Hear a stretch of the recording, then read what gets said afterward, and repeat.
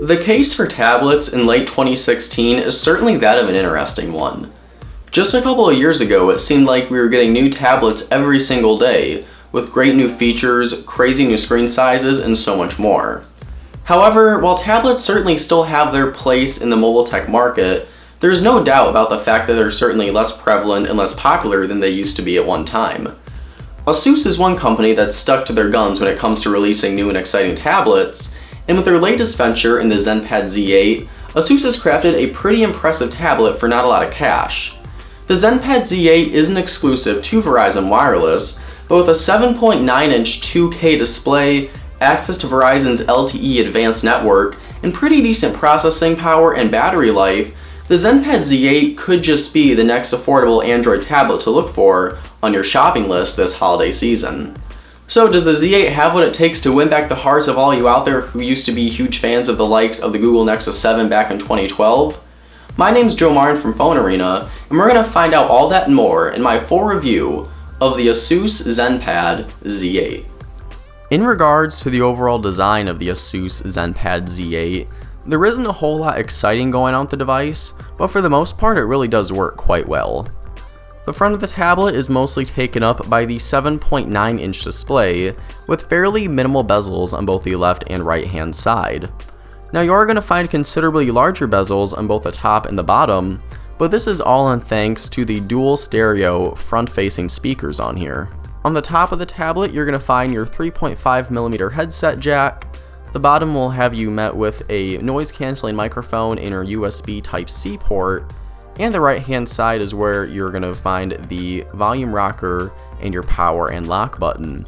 Now while these physical buttons do provide a nice amount of tactile feedback, they are a bit stiff for my liking and feel like they do require a bit more pressure than they should to actually perform the function that they're intended to.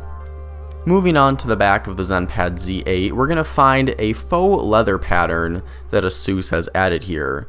Personally, I'm a big fan of the texture as it not only feels great in the hand, but also provides for a surprisingly great amount of grip when you're holding the device. Along with the overly stiff physical buttons, my second biggest gripe with the tablet lies with the creaking you find if you place any amount of pressure on the back of it, kind of near the center of it. The creaking certainly isn't a deal breaker, but it's more of something that just proved to be a bit of an annoyance going on through my couple weeks of use with the thing. The Z8 comes in at a weight of 320 grams, and while that may be a bit on the heavier side of the spectrum, the Z8 never felt overly heavy in my hands while using it. The rounded corners help to ensure that it doesn't dig into your palms, and with the tablet measuring in at just 7.6mm, everything is packed into a considerably thin body. Every gadget that comes out has that one standout feature that really does make it stand out among the rest of the competition, and in the case of the Asus ZenPad Z8, that feature is undeniably its display. The ZenPad Z8 features a display that measures in 7.9 inches, but the real star of the show here is its resolution. With a resolution of 1532 by 2048, we're looking at a 2K display on an Android tablet that's coming in at under $300 without a 2-year contract on Verizon. In real world use, I was actually insanely impressed with how the 2K display here on the ZenPad Z8 actually did perform. The Z8 uses an IPS LCD panel, and although I do personally prefer the saturated colors and deep blacks that AMOLED are able to reproduce, the display on the Z8 was able to recreate very accurate colors that were nice and bright without being overly saturated, fairly decent blacks, and very stark whites as well. Along with the very high resolution, the Z8 also does something interesting with the aspect ratio. Unlike the majority of Android tablets we see that feature the very traditional 16:9 aspect ratio, the one featured here in the Z8 is actually much more reminiscent to the 4:3 form factor you're going to find on something like Apple's iPad. Now, depending on how you plan on using the Asus ZenPad Z8, the form factor here has its own set of pros and cons. The wider screen does make the Z8 great for doing things like browsing the web, scrolling through social media, playing games, reading ebooks, etc. However, when it does come to watching a movie on YouTube or watching any other sort of media content like that, you're going to be met with those very infamous black bars on both the top and bottom of the content you're viewing. Now personally, this did not bother me all that much while using the Z8, but if you are someone who does do a lot of video streaming the majority of the time you're using a tablet, this could prove to be something that'd be a very annoying aspect for the device. The ZenPad Z8 runs Android 6.0.1 Marshmallow out of the box, but it has been layered over with Asus's own Zen UI custom interface. The launcher that the tablet is running out of the box is actually the Zen UI launcher that is available publicly on the Play Store for anybody to download, and although it has been rated to be one of the best Android launchers out there, personally I'm not a big fan of Asus's own take on the Android user interface.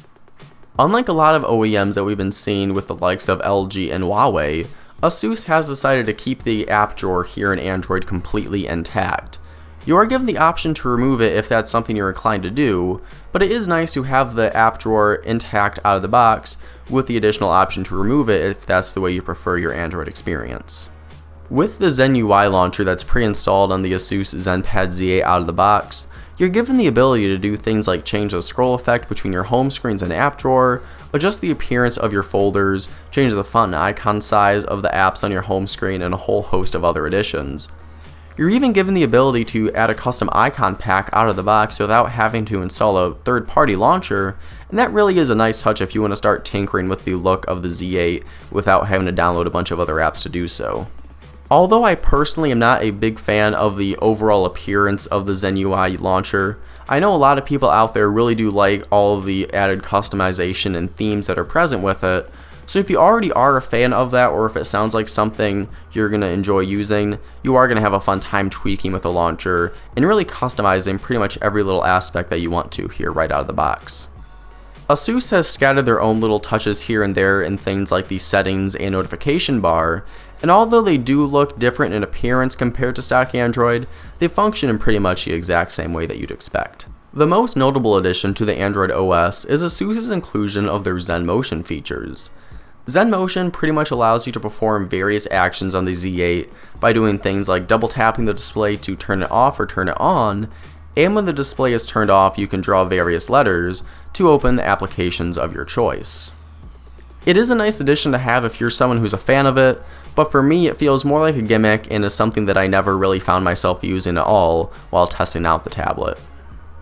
Thankfully, all of those software inclusions that Asus has layered on top of the ZenPad Z8 don't seem to have impacted its performance in the very least. In fact, it's actually quite surprising just how smooth the Z8 chugs along with its day-to-day operations. In regards to its processing speeds, the Z8 is packing in a hexa-core Qualcomm Snapdragon 650 processor.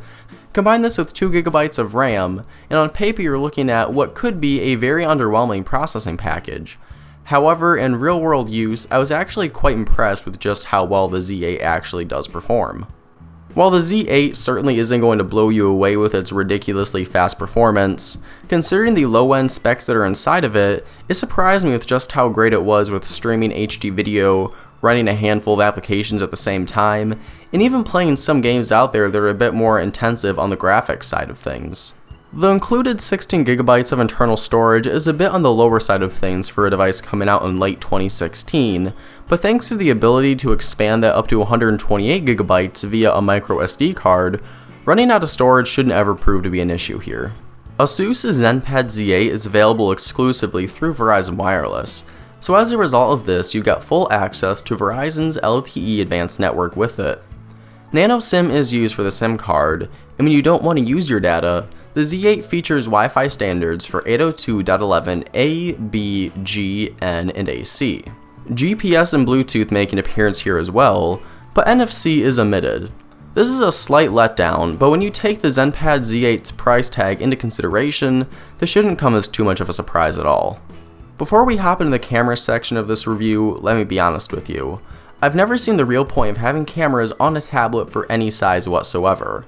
I do understand that they're commonplace nowadays, but I just have never been one to take out a tablet and use it to capture photos or videos. With that being said, the Asus ZenPad Z8 comes equipped with an 8MP camera on the back and a 2MP shooter up front. In regards to the camera application, everything is pretty straightforward and it comes with all the features you'd expect from a modern camera app in 2016. The right side of the app offers buttons for capturing an image and recording video, and right above that is quick access to your most recently snapped shots. Underneath all of these options is a menu for selecting your shooting mode, and this includes your standard affair of options like HDR, low light, performance, panorama, time-lapse, etc. There are actually some pretty nifty additions in here, such as a mode for scanning QR codes, creating GIFs, and making your photos look like miniatures, but with these being present on a tablet, it's quite unlikely that you'll ever touch them. The app also features full-fledged settings for manual controls for adjusting your white balance, ISO, exposure level, and optimization, but again, with this on a 7.9-inch tablet, the reality of you using manual camera options here is going to be quite unlikely. In regards to the overall quality of the images that the ZenPad Z8 is able to deliver, shots are perfectly serviceable if a bit on the bland side of things. Images taken are perfectly fine for uploading to social media, but that's about all it'll really be a fair choice for. Photos do showcase a fair amount of detail, but the sensor is extremely sensitive to blowing out the white balance whenever you've got something in the frame that is noticeably brighter than the rest of your subjects. The included HDR mode does help to even things out a bit, but the amount of time that it actually takes for the HDR mode to process and capture an image makes it almost not worth bothering with at all. Moving over to the front side of the tablet, that 2-megapixel front-facing camera performs pretty much just how you expect. Under absolutely perfect conditions with substantial lighting, the results are passable.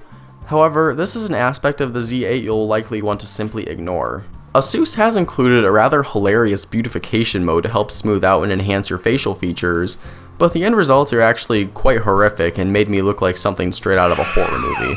The case for video quality on the Z8 is quite similar to the still images that this thing is able to kick out. Your video quality is maxed out to 1080p at 30 frames a second, and the end results leave quite a bit to be desired. White balances are easily blown out once again, and it takes the sensor quite a bit of time to readjust and even everything out.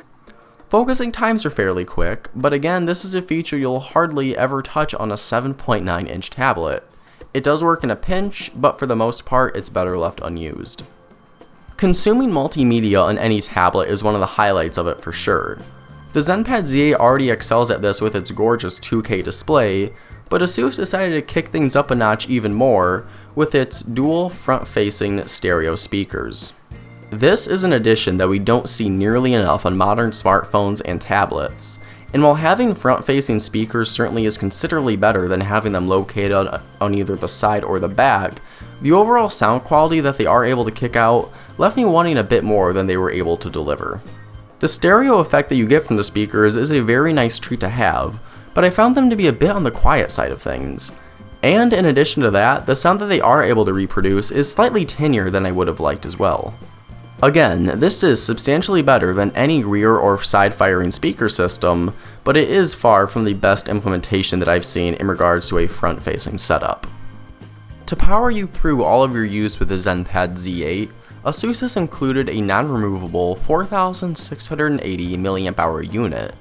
Now that certainly isn't the largest capacity we've ever seen for a 7 to 8-inch tablet, but in the case of the Z8 it actually performed quite well. For my personal use, I was actually able to get through about 3 days with the ZenPad Z8. Now it does have to be worth mentioning that one of these days the Z8 was off completely, but for the other 2 days I used it quite heavily with playing graphically intensive games, browsing through social media, streaming YouTube videos, browsing the web, checking email, and all that sort of fun stuff. With this kind of usage, I was able to squeeze out around 4 hours and 25 minutes of screen on time, and personally I found that to be quite impressive for a tablet in this price range. Once you do find that the battery has run dry in the Z8, topping up from 0% all the way to 100 took me 170 minutes. That's awfully close to 3 hours, and it means that this isn't something you're going to be able to top up in an ultra speedy manner. However, when you consider the fact that the Z8 is going to be a device that'll spend the majority of its time in your house and near a wall outlet, that shouldn't prove to be a big area of concern at all. So at the end of the day, is the Asus ZenPad Z8 worth your hard-earned dollars? To answer that question, we really have to look into how you plan on using this thing.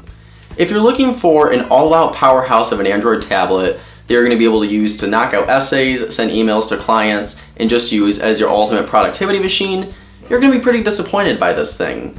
But that's not what the Asus ZenPad Z8 is crafted for.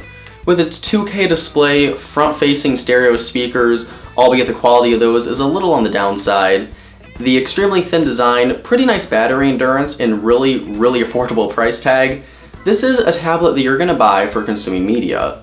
This isn't something that you have to rush out and buy because you absolutely need a small tablet right now. This is something that you buy because you want a small, compact, and fairly well-built device for watching YouTube videos, binge watching your favorite series on Netflix, playing games, the likes of those types of things. If that's the kind of tablet you're in the market for, this is a really nice deal. However, one of the biggest downsides for the tablet, aside from its fairly lackluster build quality, is its exclusivity to Verizon Wireless. Now with that being said, you can purchase the device outright through Verizon for the retail price of $249.99. However, bear in mind you're not going to get the access to Verizon's LTE advanced network, although you can go ahead and purchase a data plan for it if you do so choose. Now if you don't want to spend $249 outright, you do have the option to spend $149 and get the ZenPad Z8 on a 2-year contract, or pay about $10.41 a month if you get it on an installment plan. Now I would not recommend going the $149 route just because saving $100 and getting yourself locked into a 2-year contract is really not the best way to go. But even at the full retail price of $249, that's still a pretty nice price to pay. If you do shop around a bit, you could find slightly cheaper options that offer about the same package you're getting here with the Z8, but then again, you're missing out on the 2K display if you don't get this, and also if you would like to take advantage of Verizon's LTE network at some point, you've got that function built in here if and when you do decide to purchase a data plan for it. And even if you don't decide to do that, this is still a really well-made tablet. I had a lot of fun using it. It's not a perfect device. It could have better battery life, it could have slightly better processing power, but just for watching movies, playing games, browsing social media, looking through the internet, this thing really does excel. So if you guys have any further questions about the Asus ZenPad Z8, please go ahead and leave them down in the comments below, and I will do my best to answer them as much as I can. I am one of the newer members here to the PhoneArena team. If you recognize my face, you may know me from my previous YouTube channel, Mobile Cup of Joe. That was actually my own channel. But if you haven't seen, I have been writing for the PhoneArena website for quite some time, but I'm now back in the game of making YouTube videos, so if you are a fan of Mobile Cup of Joe, you know where to find me now. But with that being said, thank you guys so much for watching. Please go ahead and make sure to like the video and subscribe to the PhoneArena YouTube channel for future reviews, tech news, and so much more. I'm Joe Marin, thank you guys for watching, and I'll see you in the next one.